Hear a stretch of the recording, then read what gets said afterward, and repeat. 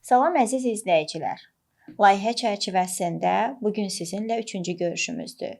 Verilişimizin bugünkü mövzusu Azərbaycanın təbii xəzinəsi vulkanlar. Və bildiyiniz kimi layihə Azərbaycan Respublikası qeyri-hökumət təşkilatlarına Dövlət Dəstəyi Agentliyinin maliyyə dəstəyi ilə həyata keçirilir. Verilişimizin bugünkü qonağı isə Bakı Dövlət Universitetinin Ekologiya və Torpaqşünaslıq fakültəsinin dissertantı Yunuslu Tahir. Tahir bəy, xoş gəlmisiniz. Xoş gördük. Necəsiz? Sağ olun, yaxşı olasınız. Tahir bəy, və verilişimizin mövzusundan da bəlli olduğu kimi, layihənin mövzusundan da bəlli olduğu kimi, bugün biz əsasən palçıq vulkanlarından söhbət aparacağıq. Və ilk olaraq sizə belə bir sual vermək istəyərdim ki, Azərbaycan palçıq vulkanları baxımından hansı mövqedədir? Əvvəlcə demək istəyirəm ki, palçıq vulkanları ümumiyyətlə dünya üçün qlobal bir məsələdir ki, bu gələcək həm geoloji bir abidə kimi, həm təbii bir obyekt kimi qlobal bir məsələdir. Və Azərbaycan isə bu palçıq vulkanları məsələsində demək olar ki, əsas mövqedə dayanır. Çünki dünya üzrə yayılmış palçıq vulkanlarının demək olar ki, yarıdan çoxu, təxminən 450-dən çoxu Azərbaycan ərazisində yayılmışdır ki, bu da əsasən Bakı və Abşeron rayon ərazisində, yəni Abşeron yarımadasında və Xəzər akvatoriyasında bu daha geniş yayılmışdır. Və həmçinin də respublikamızda bu Qanıq çayı ətrafında da kiçik miqdarda təxminən 4-5 palçıq vulkanı müşahidə olunmuşdur ki, şimal istiqamətində, yəni ki, Quba-Xaçmaz istiqamətində getdikdə isə burada da nisbətən palçıq vulkanları yayılmışdır. Ancaq əsasən dediyimiz kimi Xəzər sahili ərazilərdə palçıq vulkanları daha geniş yayılmışdır və dediyimiz kimi geniş yarıdan çoxu Azərbaycanda olduğu üçün dünyanın da Azərbaycanın marağı bu istiqamətdə daha çoxdur. Palçıq vulkanları ümumiyyətlə necə yaranır?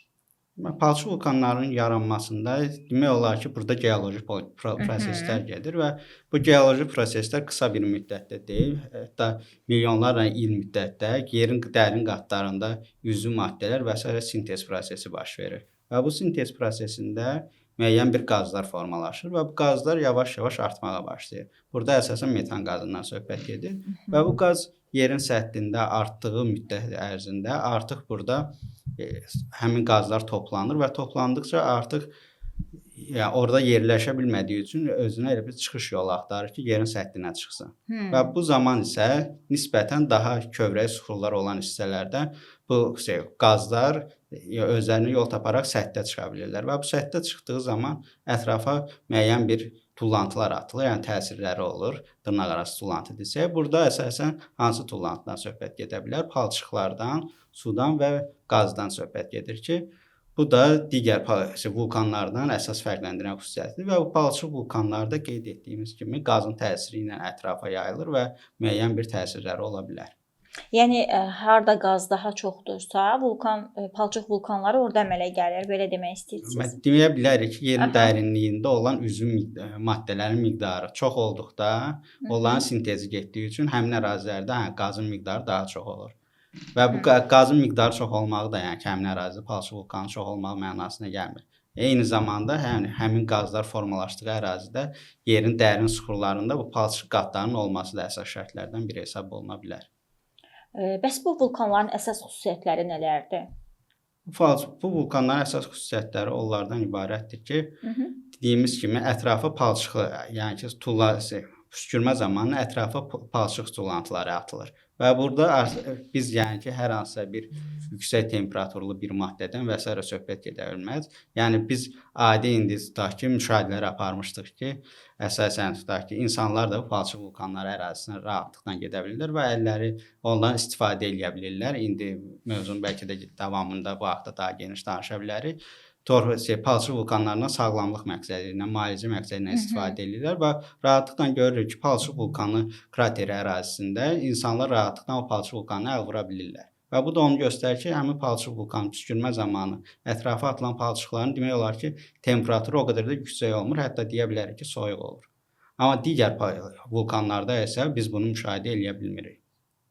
Və bunun əsas xüsusiyyəti dediyimiz kimi ətrafa qaz tullantıları və palçıq tullantıları ilə atılması kimi başa düşə bilərik və dediyimiz kimi bu temperaturun aşağı olması ilə müşahidə olunur.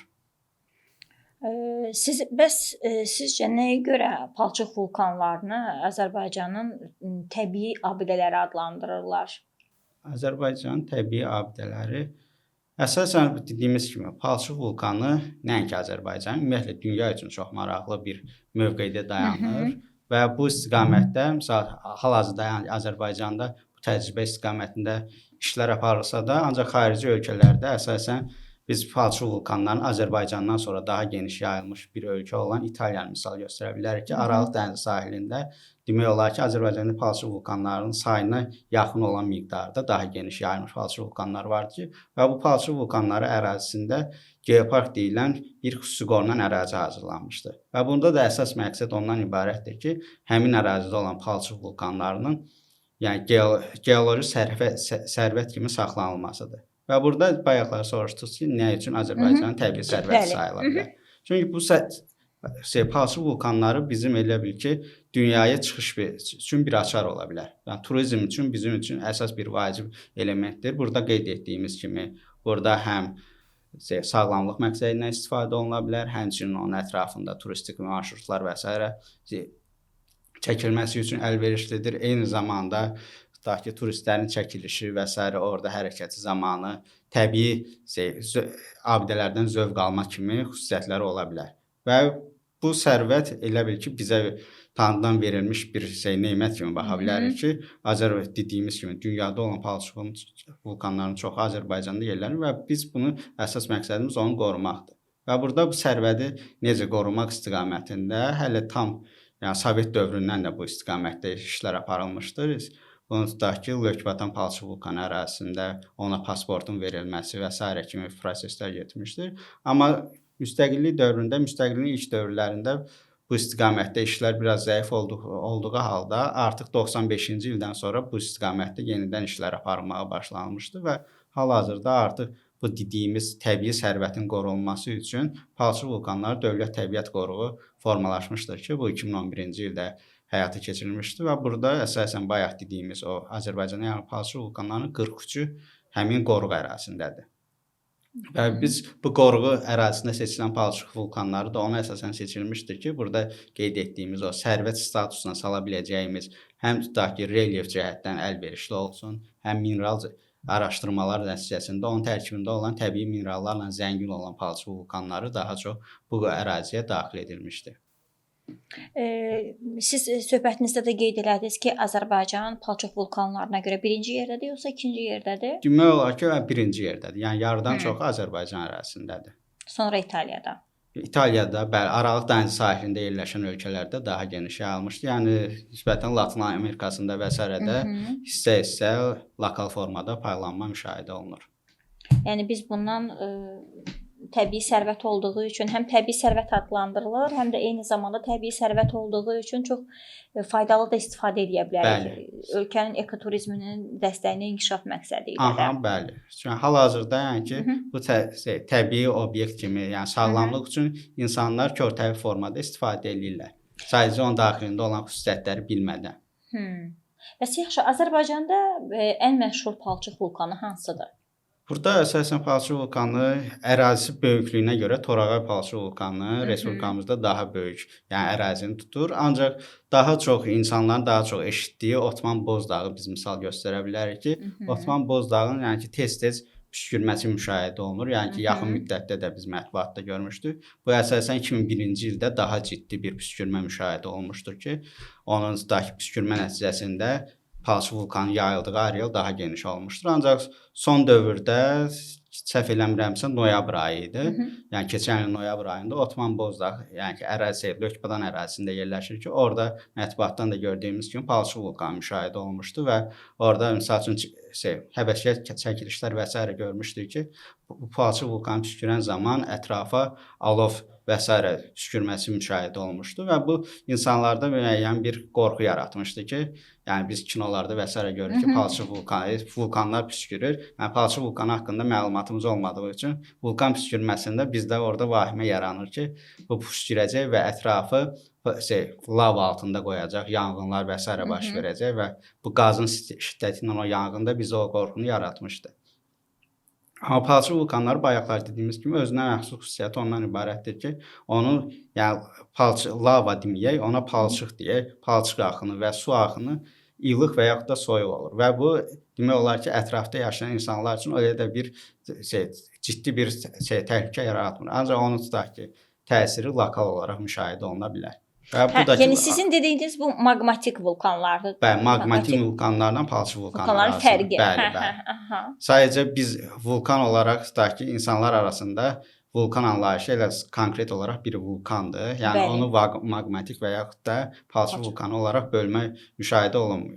Yəni püskürmə gördülər. Sadəcə biz onların indi fərqini açıq şəkildə izah eləyək ki, bizi izləyən izləyicilər də bilsin ki, maqmatik vulkanlar hansılardır, palçıq vulkanları hansılardır və onlar nə zaman baş verir və onların arasındakı fərqlər nələrdir?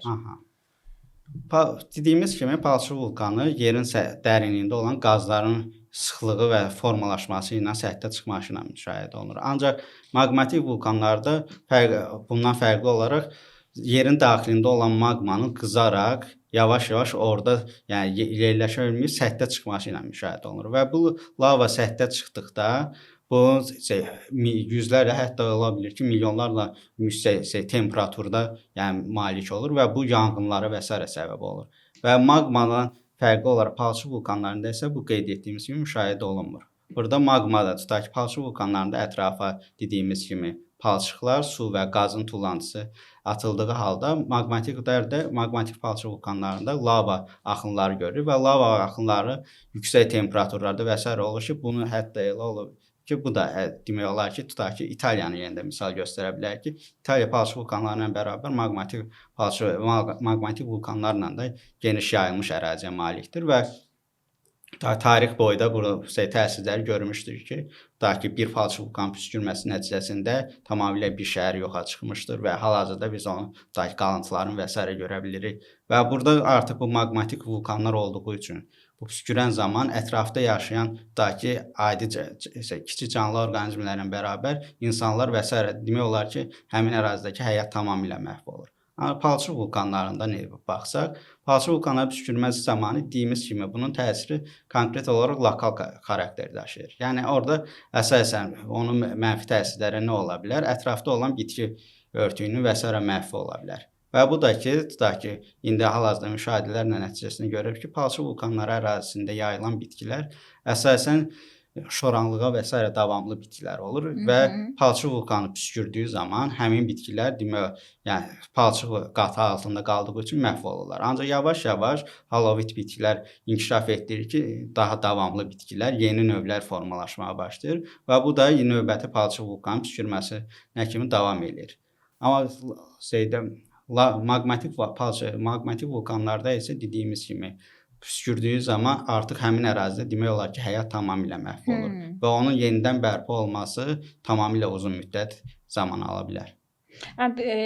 Bəs sizin dediklərinizdən mən belə nəticəyə gəldim ki, hətta palçıq vulkanlarının bitkilərin yetişməsində də bir rol oynayır, onların böyüməsində deməyək, ancaq onların tutaq ki, yeni bitki növlərinin formalaşmasına təsir göstərir. Misal üçün, ərazidə bitki örtüyü yayılmışdır. O artıq palçıq vulkanın təsiri altında, onun palçığın daxilində olan mineralların təsiri altında artıq bitki həyatda qalmaq üçün ona davamlı funksiyalar həyata keçirməyə başlayır və yeni növlər formalaşmağa başlaması müşahidə oluna bilər. Amma dediyimiz kimi bu qısa müddət yox, bir müddət davam etməlidir ki, yeni bitki örtüyü və s. yayılsın. Eyni zamanda palçıq vulkanı nəticəsində ərazinin relyefində də müəyyən bir dəyişikliklər olur. Çünki tutaq ki, əvvəl düzənlik formasında ola bilər. Dediyimiz kimi yerin suxur kövrək olduğu üçün yerin dərinliyində olan palçıq səthə çıxdıqda artıq ətraf palçıq qatı ilə örtülüldüyü üçün orada artıq tutaq ki, palçıq vulkanının kraterləri konus formasında formalaşır və burada nisbətən hündürlüklər formalaşır. Təpəliklər deyə bilərik. Və onun təsirlərini görürük ki, ərazidə relyefin dəyişikliyi müşahidə olunur. Yəni illər üzrə tutaq ki, indi əsasən biz kosmik şəkillər və s. müşahidələr əsasında DEM fayllarla, analizlərlə müəyyən eləyirik ki, ərazidə müəyyən bir ərazidə tutaq ki, yüksəklik əvvəl, məsəl üçün indi biz dediyim palçıq vulkanı qoruğu, palçıq vulkanı Dövlət Təbiət Qoruğu ərazisində müşahidələr aparmışdıq ki, burada tutaq ki, əsasən orada 43 palçıq vulkanının 10-unda müşahidələr aparmışdıq ki, əvvəlki illərdə ərazidə hündürlük əsasən tutaq ki, palçıq vulkanların kənara getdikdə -10, 397 metr ərazisində dəyişdiyi halda, tutaq ki, müasir dövrün xəritəsi şəkillərinin analiz nəticəsində müşahidə edirik ki, püskürmələr nəticəsində bu hündürlüklər 430-ya 397-dən təxminən 410 metrə qədər artması müşahidə olunub. Bu da dediyimiz kimi o püskürmə nəticəsində əgər tutaq şiddətli püskürmə olduqda palçıq vulkanları ətrafa daha geniş yayılır. Amma nisbətən püskürmənin sürəti zəif olduqda bu palçıq vulkanları səthdə daha yuxarı, elə bil ki, konusun üst hissəsində olduğu üçün orada quruyaraq daha da tutaq ki, relyefin hündürləşməsinə səbəb ola bilər. Yəni siz dediniz ki, 43 palçıq vulkan, Azərbaycanda 43 palçıq vulkan. Azərbaycanda 450-dən çox palçıq vulkan var. Ancaq bu 450-dən palçıq vulkanından 43-ü seçilərək palçıq vulkanları Dövlət Təbiət Qoruğunun daxilinə aid edilib. Və bunun da 22-si Abşeron rayonu ərazisində, 21-i isə Bakı şəhəri ərazisində yerləşir. Bu 450 palçıq vulkan dediyiniz Azərbaycanın əsasən hansı bölgələrində müşahidə olunur? Bu əsasən dediyimiz kimi Xəzər akvatoriyasında, Azərbaycana aid olan Xəzər akvatoriyasında və Abşeron yarımadasında daha geniş yayılmışdır.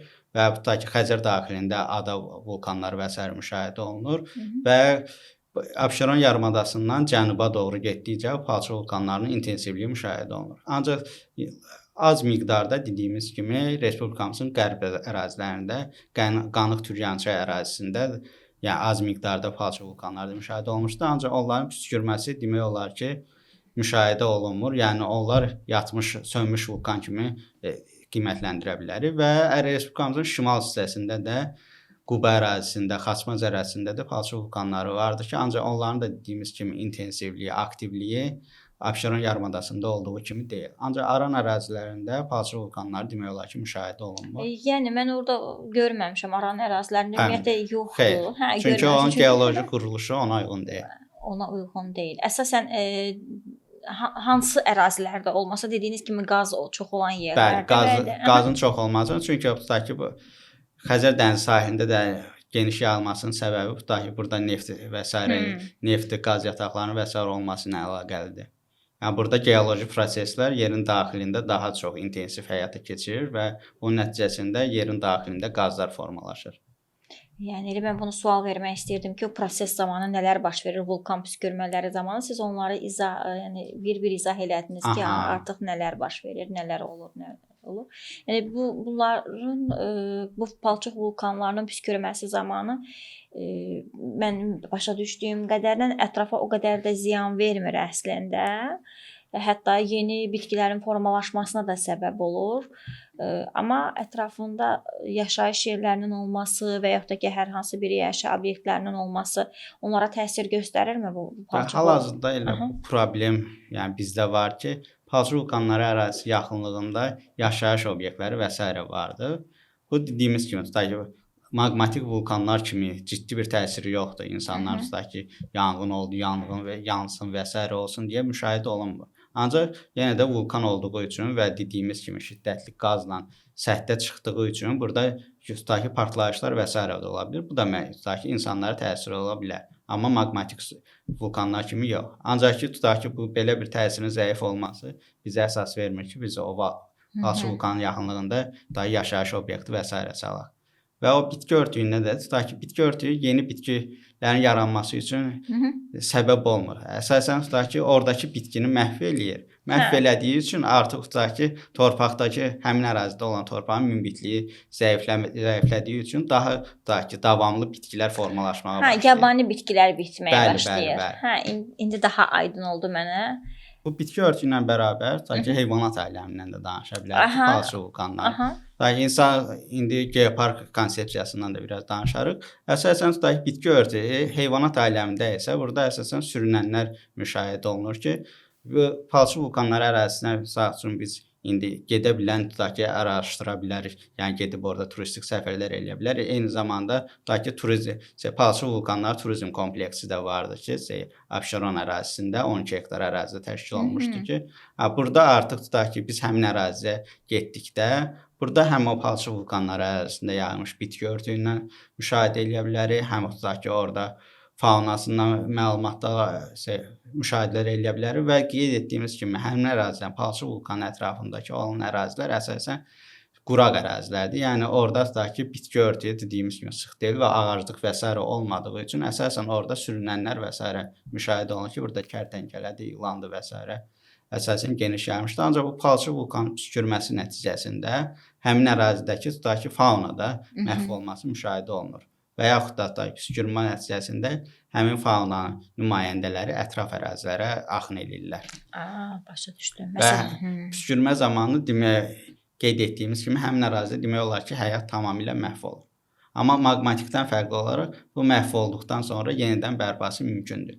Çünki orada dediyimiz kimi palçıq qatlarının tərkibində olan minerallar o qədər də mənfi təsirləri yoxdur.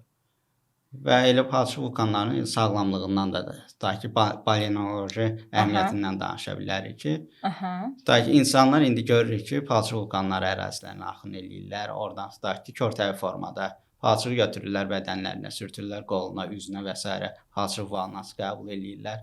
Ancaq bu həkim nəzarəti olmadan eləməkləri doğrudurmu? Həkim nəzarəti olmadan eləməkləri doğru deyil. Çünki tutaq ki, palçıq vulkanları, yəni tutaq ki, sanatoriyalar və s. var ki, onlar tətbiq eləyirlər. Tətbiq etdikdə onun tərkibində təbii ki, mineralları bilirlər və tutaq ki, insanın müraciət etdikdə onun xəstəliyinə əsasən əgər həmin tərkibdəki minerallar onun üçün xeyirlidirsə o istifadə edə bilər. Amma elə ola bilər ki, tutaq ki, palçıq vulkanları, tutaq ki, biz sırf bütün palçıq vulkanlarının mineral tərkibini eyni olaraq qəbul edə bilmərik. Çünki ərazi fərqli olduğu üçün, ərazidə tutaq ki, üzvü maddələrin sintezi zamanı ətrafa atılan qazın tərkibi fərqli olduğu üçün bu palçıq vulkanlarının tərkibinin fərqliliyinə səbəb olur. Və biz tutaq ki, palçıq vulkanların tərkibini, kimyavi tərkibini bilmədən onu birbaşa tutaq ki, bədənlə təmasımız etməyimiz uyğun deyil.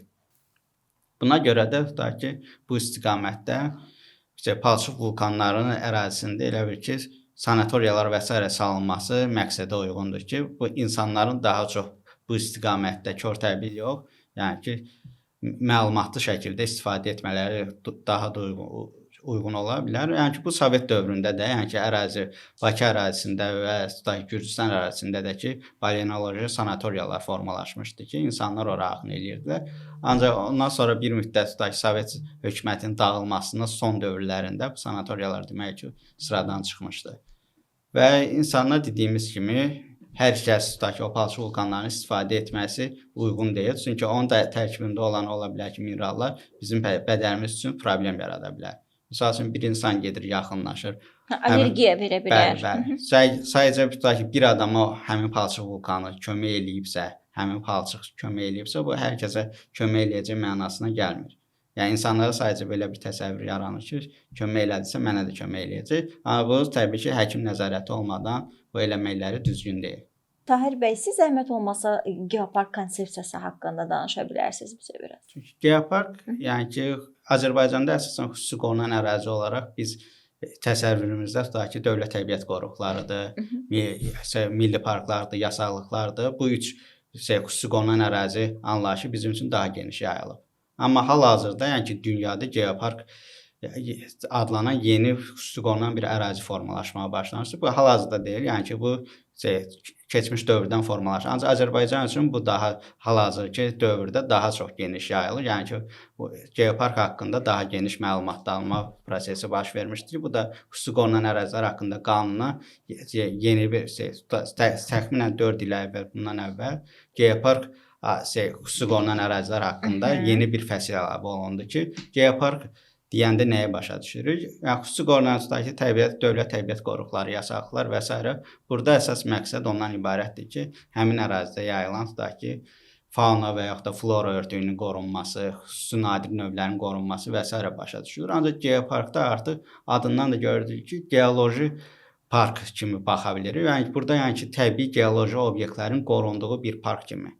Yəni, burada artıq tutaq ki, həm bu geoloji parkın qorunması nəzərdə tutulur, yəni geoloji obyektlərin qorunması, həm ora turistik axınların təşkili, həm tutaq ki, orada təhsillə bağlı tutaq ki, kiçik laboratoriyaların və s. salınması, eyni zamanda tutaq ki, məktəblərin ekskursiyası üçün uyğun şəraitin yaradılması və s. nəzərdə tutulur və bu geopark konsepsiyası, UNESCO-nun geopark konsepsiyası dünyada daha çox geniş yayılmışdır. Bu hətta Türkiyədə, İtaliyada, İspaniya ərazisində, Latin Amerikada da geoparklar daha geniş yayılmışdır. Hal-hazırda təxminən 56-dan çox geopark dünya üzrə formalaşmışdır və Azərbaycanda da bu istiqamətdə işlər aparılır və bunlardan biri də dediyimiz kimi Palçıq vulkanı Dövlət Təbiət Qoruğunda yaranmış 43 palçıq vulkanıdır ki, bu 43 palçıq vulkanının seçilməsində də əsas məqsəd ora gedən marşrutların uyğunluğu və s.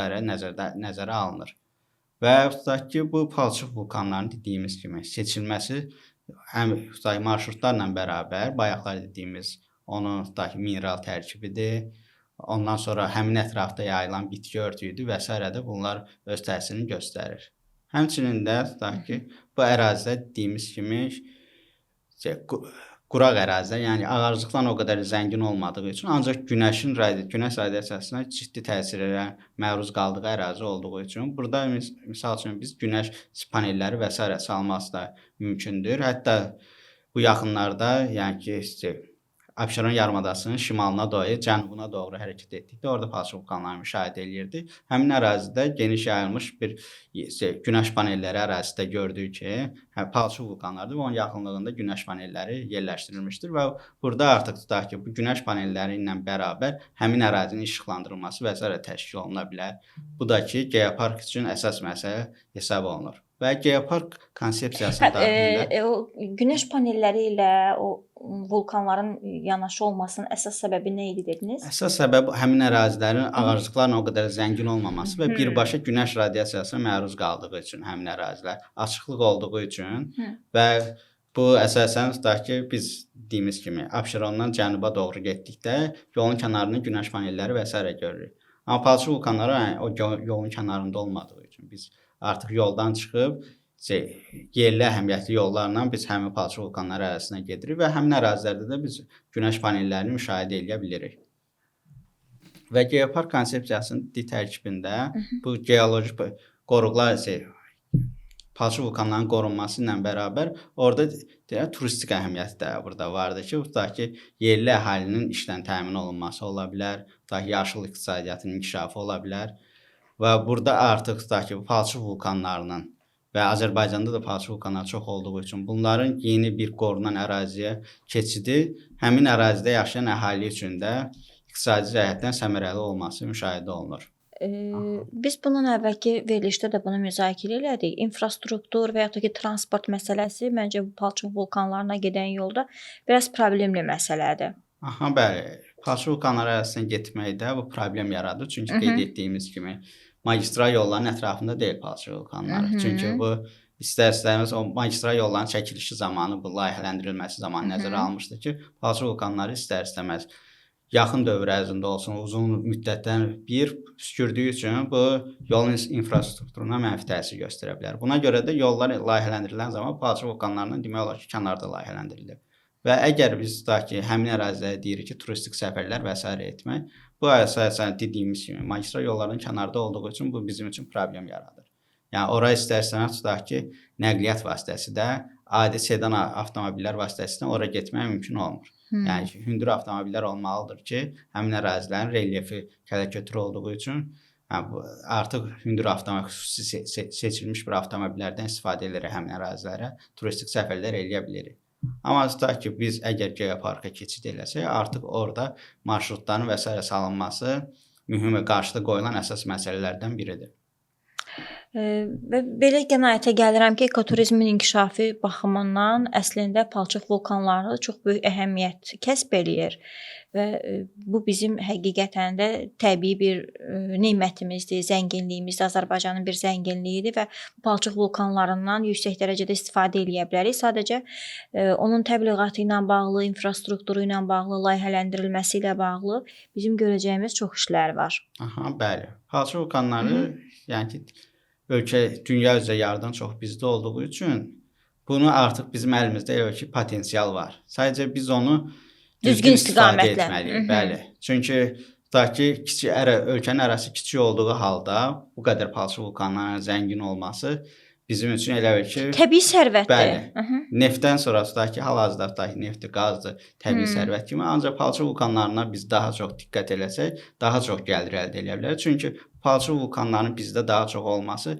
dünya üçün də maraqlıdır. Əgər tutaq ki, biz həmin palçıq vulkanlarının turistik əhəmiyyətini qabarda bilsək, artıq xarici ölkələrdən demək olar ki, axın başlaya bilər respublikamıza.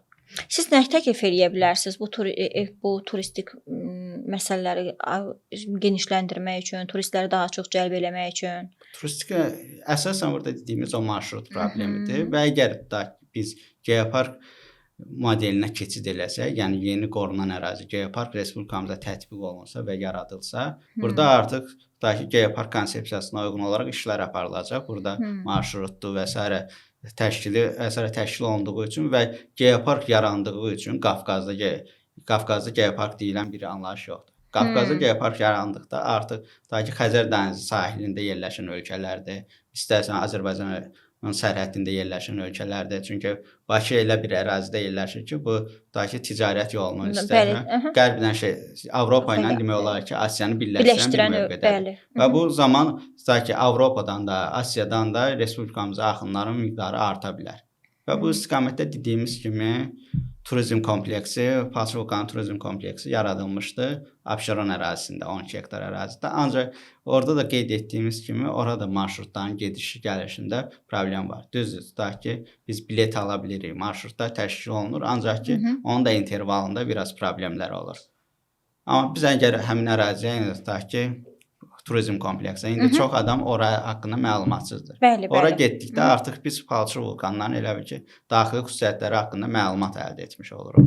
Orada palçıq vulkanlarının profilləridir, modelləridir. İstərsən biz həmin əraziyə getdikdə həmin ərazinin, palçıq vulkanları ərazisinin əyani maketini görürük. Ərazini müşahidə etmədən. Ancaq əraziyə də çıxdıqda artıq orada palçıq vulkanları daha yaxından tanış ola bilirik. Deməli, palçıq vulkanları özləri də bir-birindən fərqlənirlər. Aha, bəli. Onun tərkibindəki dediyimiz kimi mineralların və s. miqdarına görə fərqlənirlər. Çünki onlar artıq odakı yerin dərinliyində olan qazın tərkibində olan minerallarla əlaqəlidir. Sintez olunan üzüm miqdarı, maddələrin miqdarı ilə. Bəs yaxşı, Tahir bəy, bu palçıq vulkanlarının qoruğu da yaranmışdı. Bu hansı səbəbdən, hansı zərurətdən yarandı? Ümumiyyətlə, zəruridirmi onun yaranması? Palçıq vulkanları Dövlət Təbiət Qoruğu Prezidentin fərmanı ilə yaranmış və 2012-ci ildə Nazirlər Kabinetinin qərarı ilə 43 palçıq vulkanı bərpa edilmiş və burada əsas məqsəd nədən ibarət idi? Prezidentin fərmanında da bu öz əksini tapır ki, palçıq vulkanları qrupu Dövlət Təbiət Qoruğunun yaranmasında məqsəd bu təbii geoloji irsin gələcək nəslə çatdırılması, eyni zamanda bu geoloji təbii irsin gələcək nəslə çatdırılması ilə bərabər bu ərazilərdə təhsilin inkişafı və bayaqları qeyd etdiyimiz kimi bu geopark anlayışı, daha doğrusu palçıq vulkanlarının insanları daha yaxından tanış etmək məqsədi daşıyırdı. Və burada tutaq ki, biz Palçıq vulkanı Dövlət Təbiət Qoruğu dedikdə bizdə elə bir təəssürat yaranır ki, həmin əraziyə gediş-gəliş və s. olmamalıdır və s. Tutaq ki, bizdə çünki qoruq haqqında Dövlət Təbiət Qoruqları, ancaq tutaq ki, xaricəyə getdikdə artıq tutaq ki, bu yaxınlarda İtaliyada forumda iştirak etdikdə orada biosfer qoruqları deyilən yeni bir qoruq anlayışlarından da müşahidə etmişdik.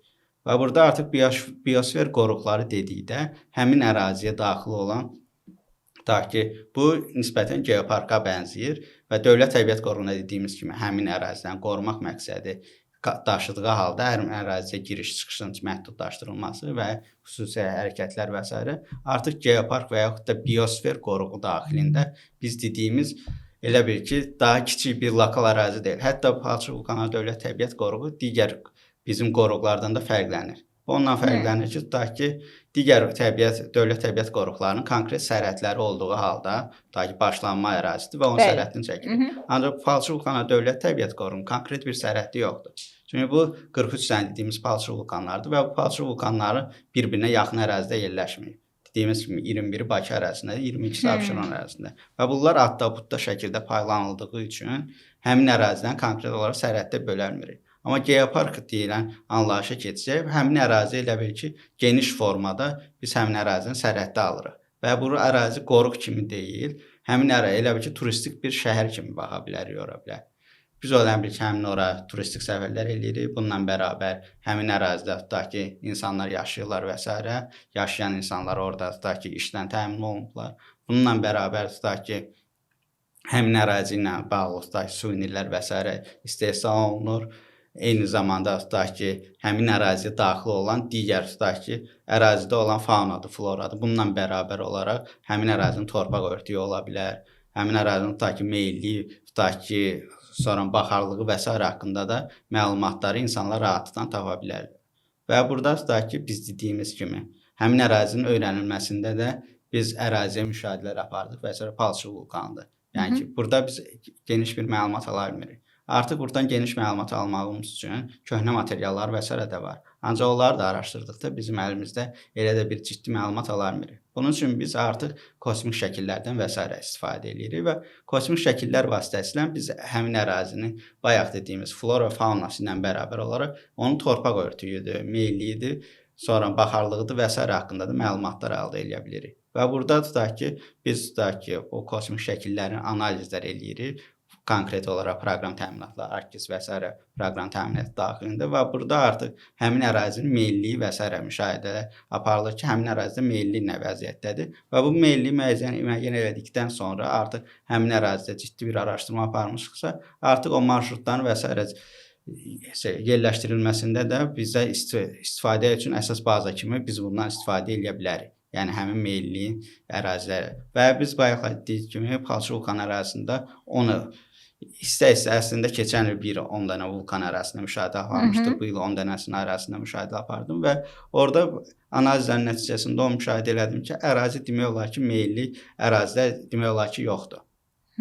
Daha çox meyilli ərazilər dediyimiz kimi həmin Palçıq vulkanının konkret krateri, yəni konus yerləşən ərazisində meyilli müşahidə olunur. Və bu da ciddi bir meyillik deyil, təxminən 5-10 dərəcə meyillik müşahidə olunur. Ancaq əsasən həmin ərazilər 0-5 dərəcə meyillik arasında dəyişir. Və bundan başqa dediyimiz kimi kosmik tədqiqat materialları ilə biz müəyyən eləmişik ki, həmin ərazidə baxarlıq nə vəziyyətdədir. Bayaqlar günəş panellərindən danışdıq ki, günəş radiasiyasının düşməsi. Və baxarlıqda biz baxdıq ki, cənub və cənub-şərq baxarlığı da həmin ərazi üçün daha geniş yayılmışdır. Yəni günəş radiasiyasının düşməsi cənub yanmacına daha çox düşür və burada da bayaqlar dediyimiz o günəş panellərinin və s. yerləşdirilməsində də biz bu baxarlıq analizlərimizdən istifadə edərək həmin ərazini tutaq ki, günəş panellərinin yerləşdirilməsi üçün istifadə edə bilərik. Və torpaq ərazi, torpaq konturlarından dedik ki, torpaq tipləri hansı formadadır. Bayaqlar da dedik ki, püskürmə zamanı bitki örtüyü və s. məhv olur. Bunun da səbəbi nə idi? Palçıq vulkanları daxilində olan minerallar və həmin palçıq qatının torpağın səthini tutması. Və bu torpaq səthini tutduqda, əgər həmin ərazidə demək olar ki, torpaqlar o qədər münbit olmurlar. Və püskürmə zamanı daha da torpaq palçıq vulkanı altında qaldığı üçün bu münbitliyi daha da zəifləməyə başlayır. Və həmin ərazilərdə apardığımız müşahidələr əsasən deyə bilərik ki, burada əsasən bozuntul şoran torpaqlar, şorlu torpaqlar daha geniş yayılmışdır. Ancaq açıq boz torpaqlar da xarakterikdir ki, bu əsasən palçıq vulkan konusundan bir qədər məsafə uzaqlıqda olur ki, ancaq püskürmə zamanı həmin torpaqlarda palçıq vulkanı altında qaldığı üçün sıradan çıxır. Və orada tutaq ki, biz bitki örtüyünü dedik ki, püskürmə zamanı məhv olur. Yeni bitki növləri və s. davamlı yaranır. Ancaq bu təbii formada olur. Ancaq biz əgər geoparka keçid eləsək, həmin ərazilərin bitki örtüyünün zənginliyi bizim üçün əhəmiyyət kəsb eləyəcək. Artıq orada tutaq ki, təbii formada yox, antropogen təsirlərlə də biz bitki örtüyünün artırılmasına təsir göstərə bilərik. Bunun üçün nə edə bilərik? Tutaq ki, palçıq vulkanı əgər uzun müşahidələr aparırıq. Çünki hal-hazırda tutaq ki, əlimizdə cədvəl və s. var ki, palçıq vulkanları hansı palçıq vulkanı nə vaxt püskürür və növbəti dəfə püskürmə ehtimalı nə qədərdir.